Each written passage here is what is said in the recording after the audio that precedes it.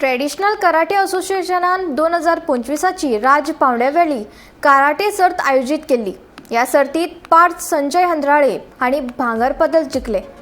संघटनेचे अध्यक्ष सूरज काकुलो हाच्या हस्तुकी पार्थाचो भोवमान केलो।